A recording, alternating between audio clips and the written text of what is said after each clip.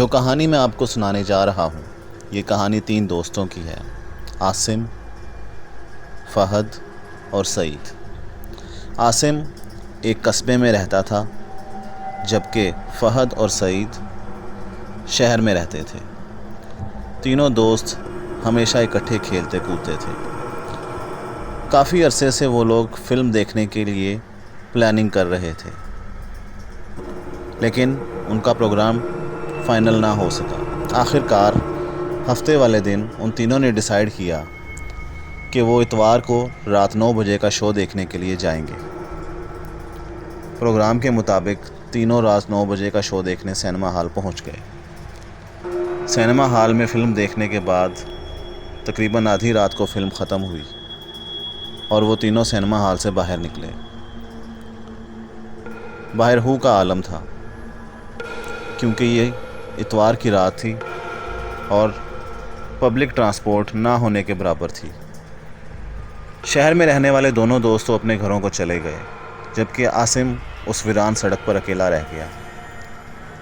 Local transport نہ ہونے کی وجہ سے اس نے پیدل ہی گھر جانے کا ارادہ کیا۔ رات کافی ہو چکی تھی۔ جیسے ہی اس نے اپنے گھر کی طرف چلنا شروع کیا، اچانک اس کے کندھے پر پیچھے سے کسی نے ہاتھ رکھا۔ عاصم نے جب پیچھے مڑ کر دیکھا تو وہ ایک خاتون تھی جس نے نقاب کیا ہوا تھا۔ عاصم نے اس سے پوچھا کہ کہو کیا بات ہے، تو وہ کہنے لگی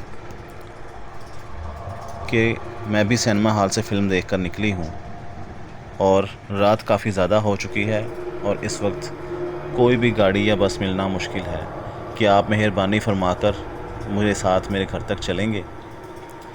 عاصم نے سوچا کہ رات کافی ہو چکی ہے اور اس وقت اس عورت کے ساتھ جانا ٹھیک نہیں ہے کیونکہ میں مزید لیٹ ہو جاؤں گا۔ عاصم نے اس عورت سے کہا کہ آپ مجھ سے کچھ پیسے لے لیں اور کوئی رکشہ کرا کے اپنے گھر چلی جائیں، لیکن وہ عورت اس بات پر تیار نہ ہوئی۔ وہ بضد تھی کہ عاصم اسے گھر تک چھوڑے۔ عاصم نے اس سے معذرت کی اور اپنے گھر کی طرف چلنے لگا۔ کچھ دور چلنے کے بعد عاصم نے محسوس کیا کہ وہ عورت بھی اس کے پیچھے پیچھے آ رہی ہے۔ عاصم سوچنے لگا کہ اس عورت کا گھر تو میرے گھر کی سمت میں نہیں ہو سکتا، پھر یہ میرے پیچھے کیوں آ رہی ہے؟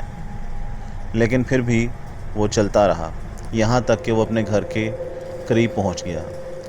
جیسے ہی وہ اپنے گھر کا موڑ مڑنے لگا، اس عورت نے پیچھے سے آواز دی، عاصم ٹھہر جاؤ، تم نے مجھے میرے گھر تک تو نہیں چھوڑا، لیکن کیا تم میرا چہرہ نہیں دیکھنا چاہو گے؟ اس کی آواز میں کچھ ایسا سحر تھا کہ عاصم خود بخود پیچھے کی طرف پلٹ گیا اور جیسے ہی اس کی نظر اس عورت کے چہرے پر پڑی تو خوف سے اس کے جسم پر کپ کپی طاری ہو گئی، کیونکہ اس عورت کی آنکھیں بالکل لال انگارہ ہو رہی تھیں۔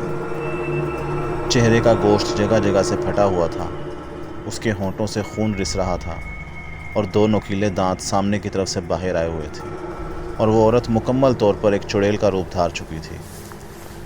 یہ سب دیکھتے ہی عاصم کی آواز تک نکلنا بند ہو گئی اور اسے چکر آنے لگے اور پھر وہ سڑک پر ہی ڈھیر ہو گیا۔ پھر جب میری آنکھ کھلی تو میں اپنے بستر پر لیٹا ہوا تھا۔ میری والدہ اور میری چھوٹی بہن میرے پاس ہی موجود تھیں۔ میرے بے ہوش ہونے کی وجہ پوچھی، تب میں نے انہیں اپنا تمام واقعہ سنا دیا۔ میری والدہ نے جب یہ واقعہ سنا تو بہت پریشان ہوئی اور مجھے نصیحت کی کہ آئندہ کبھی بھی میں دیر رات تک گھر سے باہر نہ رہوں۔ میں نے اپنی والدہ سے وعدہ کیا کہ میں آئندہ کبھی بھی اتنی دیر رات تک گھر سے باہر نہیں رہوں گا۔ اس کے بعد مجھے تیز بخار چڑھ گیا جو کہ 2-3 دن تک مجھے رہا۔ پھر اس کے بعد میری زندگی معمول پر آ گئی۔ اب بھی جب وہ واقعہ مجھے یاد آتا ہے تو میرے رونگٹے کھڑے ہو جاتے ہیں۔ تو یہ تھی آج کی کہانی۔ آپ کو کیسی لگی کمنٹ میں بتائیے گا۔ اگلی کہانی تک کے لیے شب بخیر۔